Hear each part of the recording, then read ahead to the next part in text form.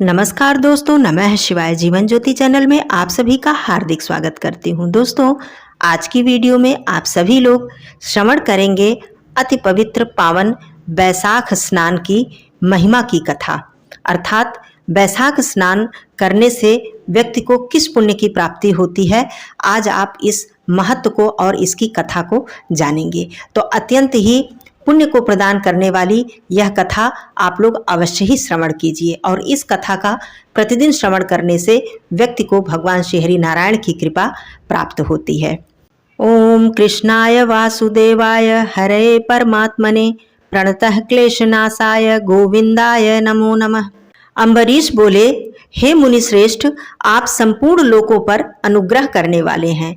आपने भगवान विष्णु के सगुण एवं निर्गुण ध्यान का वर्णन किया। अब आप भक्ति का लक्षण बताइए। साधुओं पर कृपा करने वाले महर्षि, मुझे यह समझाइए कि किस मनुष्य को कब और कहाँ, कैसी और किस प्रकार की भक्ति करनी चाहिए। सूत जी कहते हैं, राजाओं में श्रेष्ठ महाराज अम्बरीश के ये वचन सुनकर देवर्षि नारद जी को अत्यंत प्रसन्नता हुई। वे उनसे बोले, राजन सुनो, भगवान की भक्ति समस्त पापों का नाश करने वाली है। मैं तुमको उस भक्ति का भली भांति वर्णन करता हूँ। भक्ति अनेकों प्रकार की बताई गई है। मानसी, वाचिकी, कायिकी, लौकिकी, वैदिकी तथा आध्यात्मिकी। ध्यान, धारणा, बुद्धि तथा वेदार्थ के चिंतन द्वारा जो विष्णु जी को प्रसन्न करने वाली भक्ति की जाती है, उसे मानसी भक्ति कहते हैं। दिन रात अविश्रांत भाव से वेद मंत्रों के उच्चारण, जप तथा आरण्य आदि के पाठ द्वारा जो भगवान की प्रसन्नता का संपादन किया जाता है, उसका नाम वाचिकी भक्ति है। व्रत, उपवास और नियमों के पालन तथा पांचों इंद्रियों के संयम के द्वारा की जाने वाली आराधना शरीर से साध्य होने के कारण कायिकी भक्ति कहलाती है। यह सब प्रकार की सिद्धियों का संपादन करने वाली है। पाद्य, अर्घ्य आदि उपचार, नित्य, वाद्य, गीत, जागरण तथा पूजन आदि के द्वारा जो भगवान की सेवा की जाती है, उसे लौकिकी भक्ति कहते हैं। ऋग्वेद, यजुर्वेद और सामवेद के जप, संहिताओं के अध्ययन तथा हविष्य की आहुति यज्ञ के द्वारा की जाने वाली उपासना का नाम वैदिकी भक्ति है। विज्ञ पुरुषों ने अमावस्या, पूर्णिमा तथा विषुव, तुला और मेष की संक्रांति आदि के दिन जो योग करने का आदेश दिया है, वह वैदिकी भक्ति का साधक है। अब मैं योग जन्य आध्यात्मिकी भक्ति का भी वर्णन करता हूँ, सुनो। योगज भक्ति का साधक सदा अपनी इंद्रियों को संयम में रखकर प्राणायाम पूर्वक ध्यान किया करता है। विषयों से अलग रहता है। वह ध्यान में देखता है भगवान का मुख अनंत तेज से उद्दीप्त हो रहा है। उनकी कटी के ऊपरी भाग तक लटका हुआ यज्ञोपवीत शोभा दे रहा है। उनका शुक्ल वर्ण है, 4 भुजाएं हैं। उनके हाथों में वरद एवं अभय की मुद्राएं हैं। वे पीत वस्त्र धारण किए हुए हैं तथा उनके नेत्र अत्यंत ही मनोहर हैं। वे प्रसन्नता से परिपूर्ण दिखाई देते हैं। राजन, इस प्रकार योग युक्त पुरुष अपने हृदय में परमेश्वर का ध्यान करता है। जैसे प्रज्वलित अग्नि काष्ठ को भस्म कर डालती है, उसी प्रकार भगवान की भक्ति मनुष्य के पापों को तत्काल दग्ध कर देती है। भगवान श्री हरि विष्णु की भक्ति साक्षात सुधा का रस है, संपूर्ण रसों का एकमात्र सार है। इस पृथ्वी पर मनुष्य जब तक उस भक्ति का श्रवण नहीं करता, उसका आश्रय नहीं लेता, तभी तक उसे सैकड़ों बार जन्म, मृत्यु और जरा के आघात होने वाले नाना प्रकार के दैहिक दुख प्राप्त होते हैं। यदि महान प्रभावशाली भगवान अनंत का कीर्तन और स्मरण किया जाए तो वे समस्त पापों का नाश कर देते हैं। ठीक उसी तरह जैसे वायु मेघ का तथा सूर्य देव अंधकार का विनाश करते हैं। राजन, देव पूजा, यज्ञ, तीर्थ स्नान, व्रत अनुष्ठान, तपस्या और नाना प्रकार के कर्मों से अंतःकरण की वैसी शुद्धि नहीं हो पाती जैसी भगवान अनंत का ध्यान करने से होती है। नरनाथ, जिनमें पवित्र यश वाले तथा अपने भक्तों को भक्ति प्रदान करने वाले विशुद्ध स्वरूप भगवान श्री विष्णु जी का कीर्तन होता है, वे ही कथाएं शुद्ध हैं तथा वे ही यथार्थ, वे ही लाभ पहुंचाने वाली और वे ही हरि भक्तों के कहने सुनने के योग्य हैं। भूमंडल के राज्य का भार संभालने वाले धीर चित्त महाराज अम्बरीश, तुम धन्य हो, क्योंकि तुम्हारा हृदय पुरुषोत्तम के ध्यान में एक तान हो रहा है तथा सौभाग्य लक्ष्मी से सुशोभित होने वाली तुम्हारी नैष्ठिक बुद्धि श्री कृष्णचंद्र की पुण्यमयी लीलाओं के श्रवण में प्रवृत्त हो रही है। हे भूपते, भक्तों को वरदान देने वाले अविनाशी भगवान श्री हरि विष्णु की भक्ति पूर्वक आराधना किए बिना अहंकारवश अपने को ही बड़ा मानने वाले पुरुष का कल्याण कैसे होगा। भगवान माया के जन्मदाता हैं, उन पर माया का प्रभाव नहीं पड़ता। साधु पुरुष उन्हें भक्ति के द्वारा ही प्राप्त करते हैं, इस बात को तुम भी जानते हो। हे राजन, धर्म का कोई भी तत्व ऐसा नहीं है जो तुम्हें ज्ञात नहीं हो। फिर भी जिनके चरण ही तीर्थ हैं, उन भगवान की चर्चा का प्रसंग उठाकर जो तुम उनकी सरस कथा को मुझसे विस्तार के साथ पूछ रहे हो, उसमें यही कारण है कि तुम वैष्णवों का गौरव बढ़ाना चाहते हो, मुझे जैसे लोगों को आदर दे रहे हो। साधु संत जो एक दूसरे से मिलने पर अधिक श्रद्धा के साथ भगवान अनंत के कल्याणमय गुणों का कीर्तन और श्रवण करते हैं, इससे बढ़कर परम संतोष की बात तथा समुचित पुण्य मुझे और किसी कार्य में नहीं दिखाई देता। ब्राह्मण, गौ, सत्य, श्रद्धा, यज्ञ, तपस्या, श्रुति, स्मृति, दया, दीक्षा और संतोष, ये सब श्री हरि के स्वरूप हैं।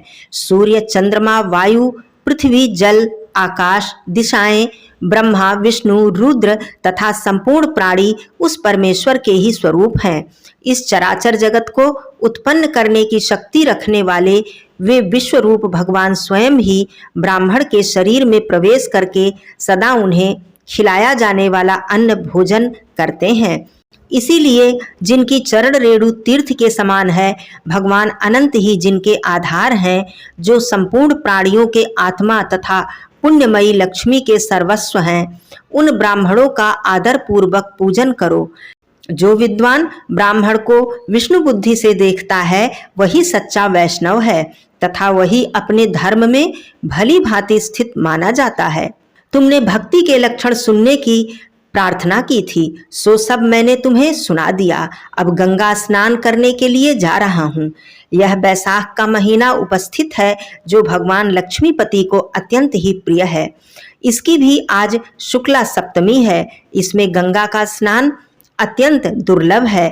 पूर्व काल में राजा जहनु ने बैसाख शुक्ल सप्तमी में क्रोध में आकर गंगा जी को पी लिया था और फिर अपने दाहिने कान के छिद्र से उन्हें बाहर निकाला था। अतः जहनु की कन्या होने के कारण गंगा जी को जाह्नवी कहते हैं। इस तिथि को स्नान करके जो आकाश की मेखला भूत गंगा देवी का उत्तम विधान के साथ पूजन करता है, वह मनुष्य धन्य एवं पुण्यात्मा है। जो बैसाख शुक्ल सप्तमी को विधि पूर्वक गंगा में देवताओं और पितरों का तर्पण करता है, उसे गंगा देवी कृपा दृष्टि से देखती हैं तथा वह स्नान के पश्चात सब पापों से मुक्त हो जाता है। बैसाख के समान कोई मास नहीं, गंगा जी के समान कोई नदी नहीं। इन दोनों का संयोग अत्यंत दुर्लभ है। भगवान की भक्ति से ही ऐसा सुयोग प्राप्त होता है। गंगा जी का प्रादुर्भाव भगवान श्री हरि विष्णु के चरणों से हुआ है। वे ब्रह्मलोक से आकर भगवान शंकर के जटाजूट में निवास करती हैं। गंगा जी समस्त दुखों का नाश करने वाली हैं। वे अपने 3 स्रोतों से निरंतर प्रवाहित होकर तीनों लोकों को पवित्र करती रहती हैं। उन्हें स्वर्ग पर चढ़ने के लिए सीढ़ी माना गया है। वे सदा आनंद देने वाली, नाना प्रकार के पापों को हरने वाली, संकट से तारने वाली, भक्तजनों के अंतःकरण में दिव्य प्रकाश फैलाने वाली, लीला से सुशोभित होने वाली, सगर के पुत्रों को मोक्ष प्रदान करने वाली, धर्म मार्ग में लगाने वाली तथा 3 मार्गों से प्रवाहित होने वाली हैं। गंगा देवी तीनों लोकों का श्रृंगार हैं। वे अपने दर्शन, स्पर्श, स्नान, कीर्तन, ध्यान और सेवन से हजारों पवित्र तथा अपवित्र पुरुषों को पावन बनाती रहती हैं। जो लोग दूर रहकर भी तीनों समय गंगा गंगा गंगा इस प्रकार का उच्चारण मात्र करते रहते हैं, उनके 3 जन्मों का पाप गंगा जी नष्ट कर देती हैं।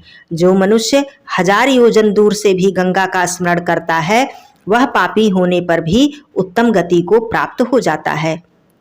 हे राजन, वैशाख शुक्ल सप्तमी को गंगा जी के दर्शन विशेष दुर्लभ हैं। भगवान श्री विष्णु और ब्राह्मणों की कृपा से ही उस दिन उनकी प्राप्ति हो पाती है। माधव मास अर्थात वैशाख मास के समान महीना और विष्णु जी के समान कोई देवता नहीं है, क्योंकि पाप के समुद्र में डूबते हुए मनुष्य के लिए माधव ही जहाज का काम करते हैं। माधव मास में जो भक्ति पूर्वक दान, जप, हवन और स्नान आदि शुभ कर्म किए जाते हैं, उनका पुण्य अक्षय तथा 100 करोड़ गुना अधिक हो जाता है। जिस प्रकार देवताओं में विश्वात्मा भगवान नारायण देव सर्वश्रेष्ठ हैं, जैसे जप करने योग्य मंत्रों में गायत्री मंत्र सबसे उत्कृष्ट है, उसी प्रकार नदियों में गंगा जी का स्थान सबसे ऊंचा है। जैसे संपूर्ण स्त्रियों में पार्वती, तपने वालों में सूर्य, लाभों में आरोग्य लाभ, मनुष्यों में ब्राह्मण, पुण्यों में परोपकार, विद्याओं में वेद, मंत्रों में प्रणव, ध्यानों में आत्मचिंतन, तपस्याओं में सत्य और स्वधर्म पालन, शुद्धियों में आत्मशुद्धि, दानों में अभयदान तथा गुणों में लोभ का त्याग ही सबसे प्रधान माना गया है। उसी प्रकार सब मासों में वैशाख मास अत्यंत श्रेष्ठ माना गया है। वैशाख मास में प्रातः स्नान करने से पापों का अंत हो जाता है, अंधकार का अंत हो जाता है। अंधकार का अंत सूर्य उदय से तथा पुण्यों का अंत दूसरों की बुराई और चुगली करने से होता है। राजन, कार्तिक मास में जब सूर्य तुला राशि पर स्थित हो, उस समय जो स्नान, दान आदि पुण्य कार्य किया जाता है, उसका पुण्य परार्ध गुना अधिक हो जाता है। माघ मास में जब मकर राशि पर सूर्य हो, तो कार्तिक की अपेक्षा भी 1000 गुना उत्तम फल प्राप्त होता है। और वैशाख मास में मेष की संक्रांति होने पर माघ मास से भी 100 गुना अधिक पुण्य फल की प्राप्ति होती है। वे ही मनुष्य पुण्यात्मा और धन्य हैं जो वैशाख मास में प्रातः काल स्नान करके विधि विधान से भगवान लक्ष्मीपति का पूजन करते हैं। वैशाख मास में सवेरे का स्नान, यज्ञ, दान, उपवास, हविष्य भक्षण तथा ब्रह्मचर्य पालन ये महान पातकों का नाश कर देते हैं। राजन, कलयुग में वैशाख की महिमा गुप्त नहीं रहने पाएगी, क्योंकि उस समय वैशाख स्नान का महात्म अश्वमेध यज्ञ के अनुष्ठान से भी बढ़कर होगा। कलयुग में परम पावन अश्वमेध यज्ञ का अनुष्ठान नहीं हो सकता। उस समय वैशाख मास का स्नान ही अश्वमेध यज्ञ के बराबर है। कलयुग के अधिकांश मनुष्य पापी होंगे, उनकी बुद्धि पापों में आसक्त होगी, अतः वे अश्वमेध के पुण्य को, जो स्वर्ग और मोक्ष को प्रदान करने वाला है, नहीं जान सकेंगे। उस समय के लोग अपने पापों के कारण नरक में पड़ेंगे। अतएव कलयुग के लिए अश्वमेध का प्रचार कम कर दिया गया और उसके स्थान पर वैशाख मास के स्नान का विधान किया गया। बोलिए श्री हरि नारायण की जय। बोलिए भगवान श्री कृष्ण की जय। धन्यवाद दोस्तों। नमः शिवाय। हर हर महादेव।